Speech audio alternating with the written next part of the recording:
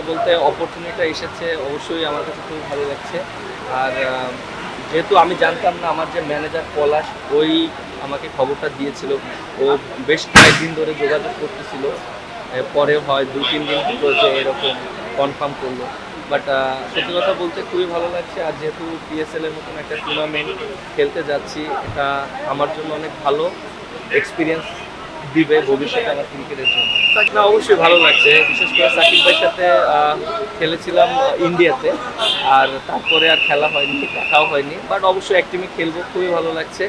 আর সত্যি কথা বলতে অনেক এক্সাইটেড যে পিএসএল এর মতন এরকম একটা টুর্নামেন্ট খেলতে যাচ্ছি, এবং যেখানে কোয়ার্টার ফাইনাল খেলা।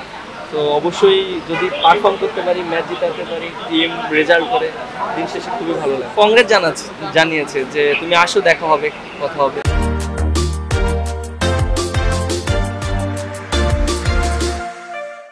দেখেন, আমি যদি টি-20 স্কোয়াডে থাকতাম তাহলে তো আমার পিএসএল খেলা হতো না। ঠিক আছে, আমার কাছে মনে হয় যেটা হয় ভালোর জন্যই হয়। সো টি-20তে স্কোয়াডে থাকলে আমি তো পিএসএল খেলতে যেতে পারতাম না। সো আমার জন্য একটা অপরচুনিটি তৈরি হয়েছে। বাট আমি এটা পজিটিভলি নিচ্ছি।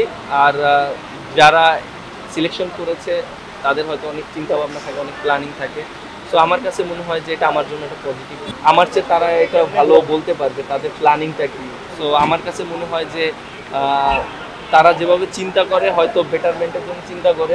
But end of the day প্লেয়ারও অনেক সময় খারাপ লাগে, যেহেতু আমি বিপিএলে ম্যান অফ দ্য টুর্নামেন্ট হয়েছিলাম, তারপরে বেশ কিছু টি-20তে ভালো করেছিলাম। সো ঠিক আছে, মেনে নিতে হয়, ক্রিকেটে অনেক সময় অনেক কিছু হয়। বাট আমার কাছে মনে হয় ওভারঅলি যে আমি সব সময় পজিটিভ চিন্তা করি এবং আমি পজিটিভলি নিয়েছি জিনিসটা। দেশের বিপক্ষে যে ম্যাচটা হারলো বাংলাদেশে, কোথায় কোথায় ল্যাকিং দেখেছিলেন, কোথায় কোথায় কমতি দেখেছিলেন, এই হারটা নিয়ে আপনি কি বলবেন?